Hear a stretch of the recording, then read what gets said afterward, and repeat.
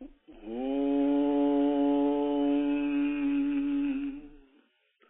Gurubhyo Namaha Harihi Om Gananaham Tva Ganapatigum Havamahe Kavim Kavinamupamastravastamam Jeshtarajam Brahmanam Brahmanaspata Anasrinvan Utibhis Sidasadanam Shuklambaradharam Vishnum Sasivarnam Chaturbhujam Prasannavadanam Dhyayet Sarva Vignopasantaye Yasyat Viradavaktradhya Parishadhya Parasatam Vignam Nighanti Satatam Vishvaksenam Tamasraye Gurur Brahma Gurur Vishnu Gurur Devo Maheshwaraha Gurur Sakshat Parabrahma Tasmai Shri Gurave Namaha Om Partaya Pratibodhitam Bhagavata Narayanena Swayam Vyasena Kratitam Purana Munina Madhye Mahabharatam Advaitamruta Varshini Bhagavati Ashtadasadhyayini Ambatvam Anusandhadami Bhagavad Gita Bhavatveshini. With Bhagavan's grace, we came up to Slokam 20. Kamehi taihi kritadjnanaha prapadyante anya devataha tam niyamam asthaya prakritya niyataha svaya prakritya, the internal compulsions per the one's natural impulses. These impulses are continuously being refined through successive births, right? As we saw earlier. Now, Slokam number Anni Devataha, to other gods, to other, in English we could demigods, angels, whatever the name we give, except to that indweller, to that changeless Atma, which has got different aspects. And we pray to the aspect, one given aspect. That's what Bhagavan is talking about, based upon whatever the natural impulses are. Then he continues explaining that, because Mrs. Janaki naturally asked a question immediately, and Bhagavan knows that question comes, so he is answering that question next in the next slokam. Whatever form each one of them wants to worship with faith and devotion, I make his faith and devotion unshakable in that form. That's what Bhagavan says. You're interested in doing Rudram and praying to Shiva or Mahavishnu or Narayana, lying down in Shirasahara, whatever form you like, Bhagavan strengthens our faith and devotion in worshipping that form. And then he continues later in the next slokam also. Yo yam tanum bhaktaha sraddhayaha architum ichchati tasyachalam sraddham tameva vidatami aham. Yo yam tanum bhaktaha sraddhayarchitum ichchati tasyachalam sraddham tameva vidatam yaham. Padangal words are yaha, yam, tanum, bhaktaha, sraddhayaha, architum ichchati, tasya, achalam, sraddham, tam eva vidadhami aham. So how Bhagavan guides us. It's a beautiful slokam. If you just reflect on it for a minute, you see how compassionate the Lord is. Yaha, who aware. Okay? Yam, whichever way, whichever, you can take it like that. Which, Tanum means embodiment, rupam, a form. Okay? Sraddhaya, Tanum also means body, for our bodies also. What is the body embodiment of Shiva, Shiva Parvati's marriage? Tyara just sings very beautifully, Nadha Tanum Anisam. Shiva is the form of music, of sound. So, Tanum is embodiment, form. Sraddhaya Bhaktaha, Sraddhaya Architum, Bhaktaha, Sraddhayaha Architum Ichati. Sraddhaya Bhaktaha, Sraddhaya with Sraddhai, and Bhaktaha, devotee, worships with devotion and with Sraddhai, with whichever form, whoever worships it, architam, worshipping, ichchati, desirous of, one who desires to worship in a certain form, like Krishna, Rama, whatever, right? One whoever desires it, tasya, for him, tam eva shraddham, that shraddha alone, that shraddha, only that shraddha, because without shraddha nothing can be achieved. That shraddha, aham, I, achalam, unshakably vidadhami, I make it happen. I strengthen his faith. In whatever form you go after, I strengthen your faith towards that form. Because what happens as your faith in a given form increases and increases and increases, becomes very strong, and you think only of that form, begin to think more and more of that, that form itself becomes a doorway to opening to the formless. That's what actually happens. Yo yo yam tanum bhaktah shraddhayarchitum ichchati tasya chalam shraddham tameva vidadhamyaham. Next slokam 22. With strong faith and devotion, he worships his selected form willingly. As a result, granted by me, he certainly obtains the fulfillment of his desires. Because we approach worship, we pray to Bhagavan with a desire, right? That he says, I grant your desires, fulfill your desires through that particular form. I grant it, he says. I grant it, very important. Sa taya shraddhaya yuktaha tasya aradhanam ihate labate cha tataha kaman mayaiva vihitan hi tan. Sa taya shraddhaya yuktaha tasya aradhanam ihate labate cha tataha kaman mayaiva vihitan hi tan. Padangal are sa, saha, taya shraddhaya yuktaha tasya aradhanam ihate labate cha tataha kaman maya eva vihitan hi tan. He, as you know, means certainly, of course, without doubt, definitely. That's the thing behind he, as we have seen earlier. So saha, he, who's worshipping anya devataha with Shraddha getting reinforced with Bhagavan's grace, because he does that with Shraddha and Bhakti.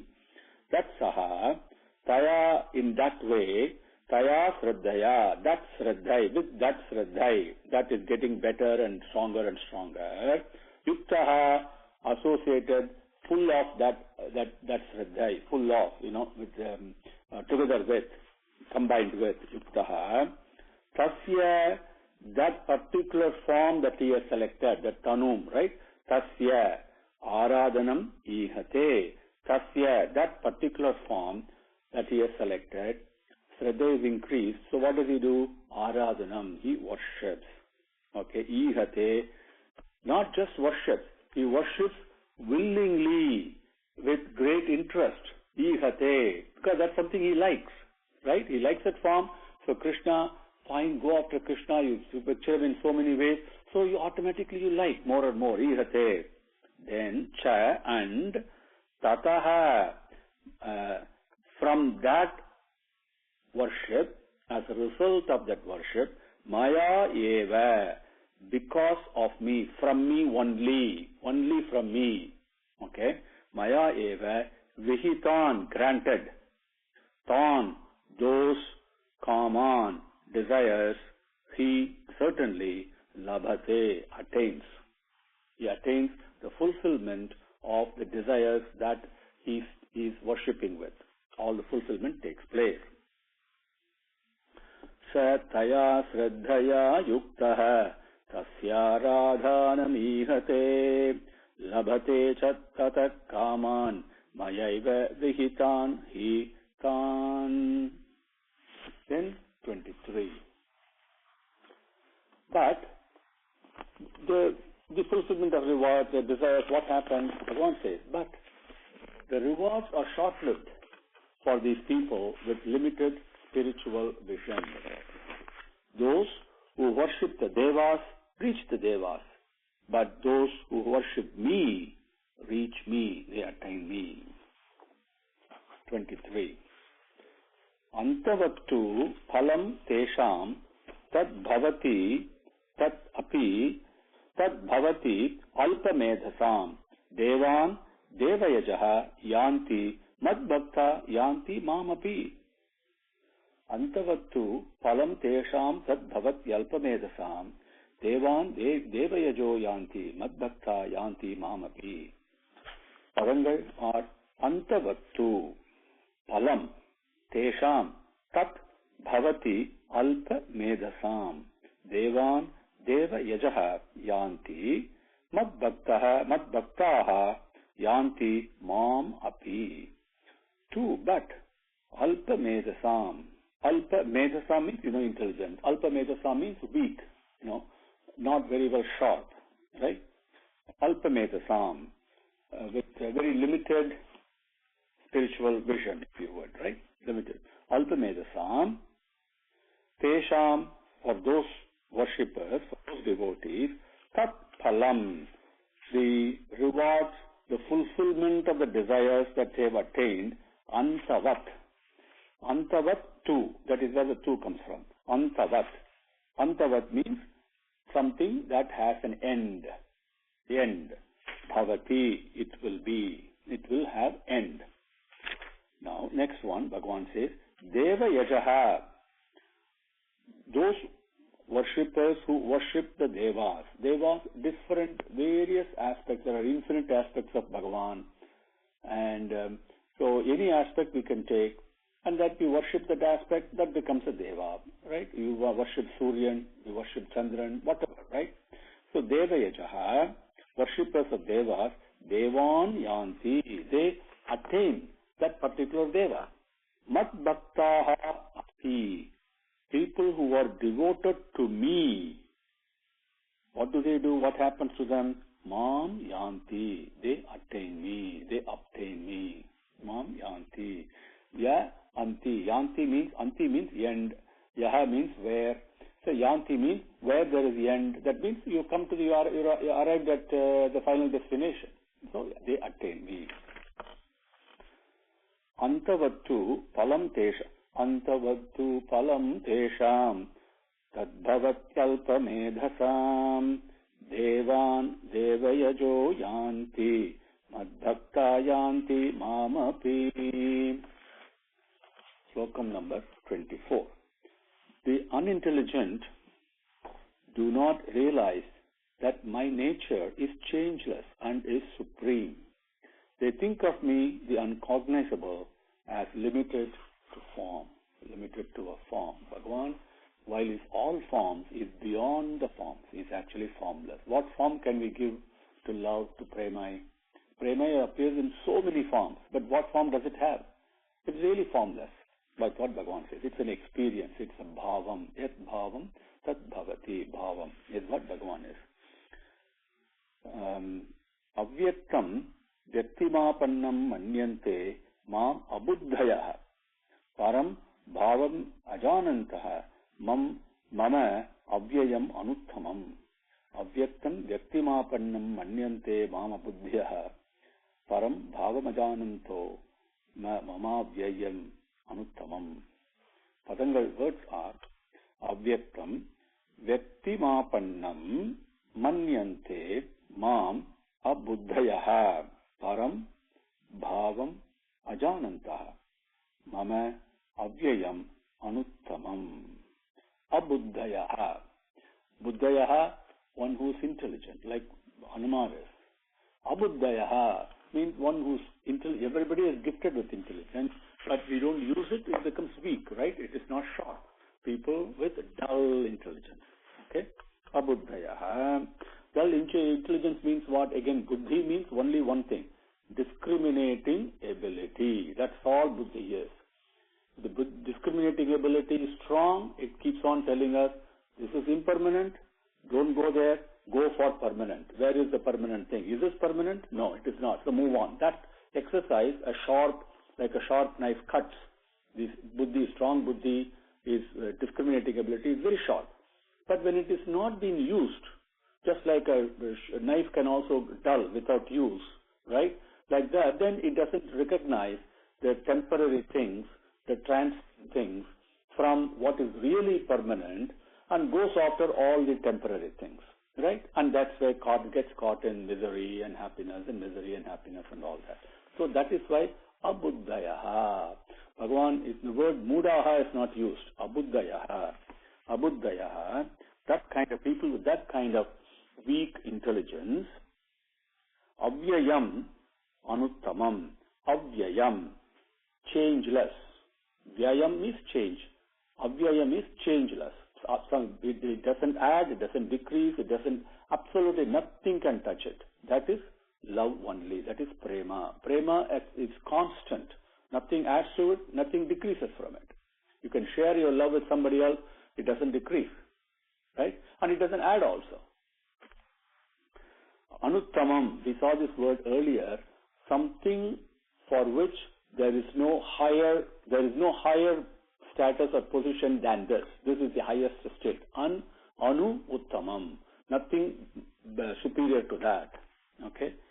So, abuddhayaha, avyayam anuttamam, the changeless and the supreme, right? Mama, my, param bhavam, paramatma swarupam, the most exalted sacred position, param, supreme position, supreme experience, the supreme status, like the sweetness in a honey, for example. Or we saw, as Bhagavan said, the taste of water or the light in effulgence, whatever it is, that essence that is so sweet and that is attracting all the time, that is prema. That param bhavam, mama param bhavam, my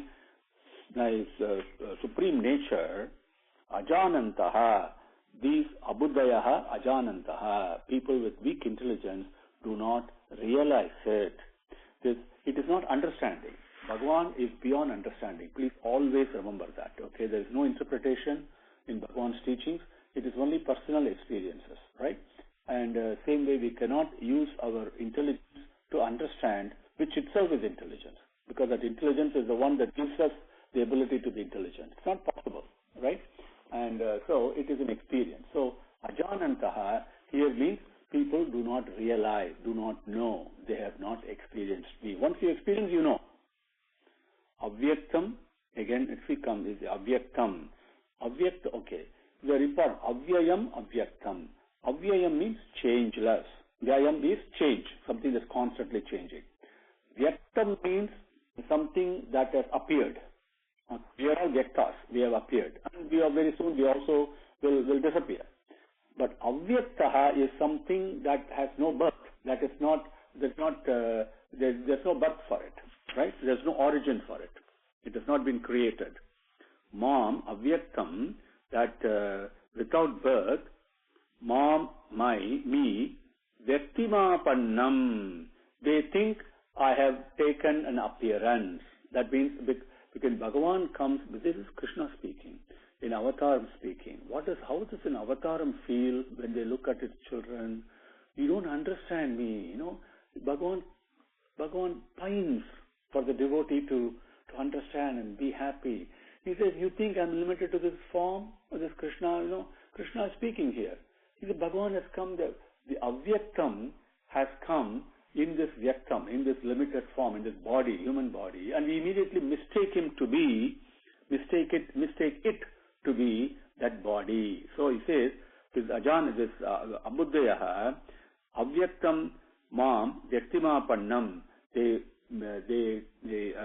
think that I have taken this form, manyante, they think, consider me like this, that limited to this form. So, abuddhayaha, the formless, takes a form for the welfare for the human beings. At the call of a devotee, the formless comes, materializes, appears in a form that we can cognize, so we can interrelate, we can react, we can hear and speak to it and play with it, right? We can relate to it. But we should never make the mistake that It is that form. It is beyond that. That's what Bhagavan says.